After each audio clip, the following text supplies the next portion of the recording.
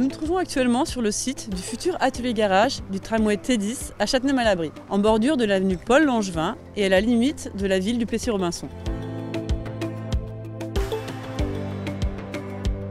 Les travaux ont débuté en 2018 avec la réalisation des travaux de terrassement, réseau enterré, ainsi que la réalisation d'un bassin de rétention des eaux de pluie. Dès 2020, les travaux ont continué avec la réalisation des travaux de géothermie ainsi que les travaux de fondation et des différents niveaux de sous-sol.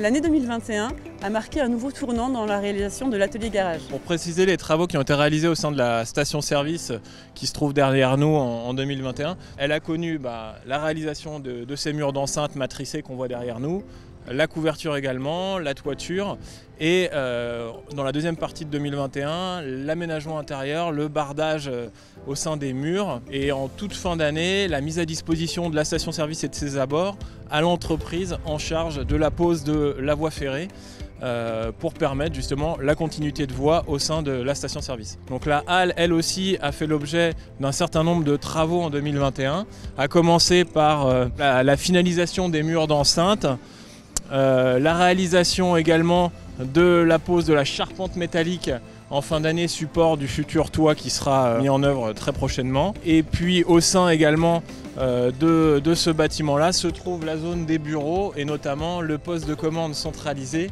qui lui a pu voir accueillir les premières cloisons en fin d'année et les premiers passages de câblage d'équipement destinés justement à assurer toutes les fonctionnalités attendues pour l'exploitation. Derrière moi se trouve ce qu'on appelle la zone de remisage des rames, qui est une zone de garage des rames en fin d'exploitation.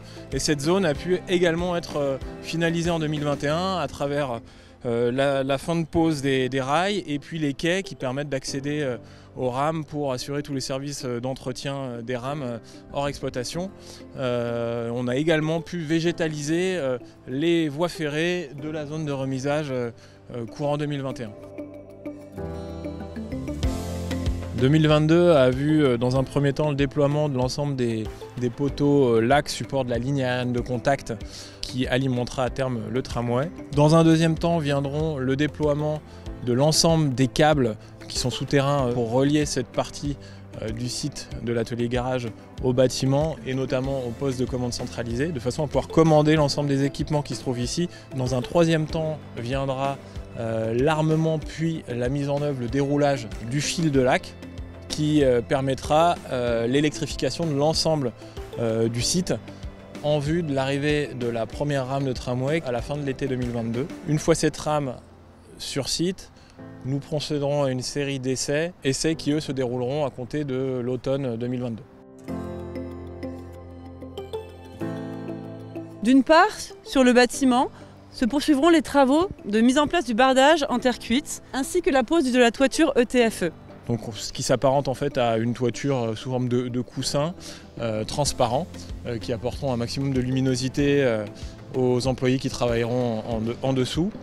Viendront ensuite la pose des équipements industriels qui serviront à l'exploitation et à la maintenance des rames de tramway. Viendront plus tard deux éléments majeurs dans le cadre de la maintenance des rames. Le tour en fosse qui permettra l'usinage des roues des rames des tramways justement afin d'éviter qu'elles soient détériorées avec l'usage.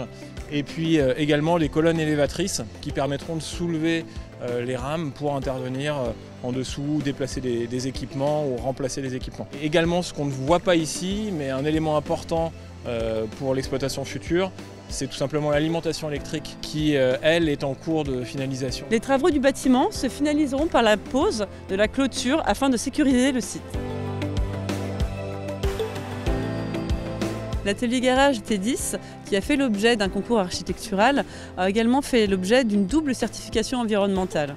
L'idée est certes de recourir à des éléments constructifs de qualité ayant un faible impact environnemental, mais également de pouvoir avoir un bâtiment qui, durant tout son cycle de vie, saura respecter l'environnement.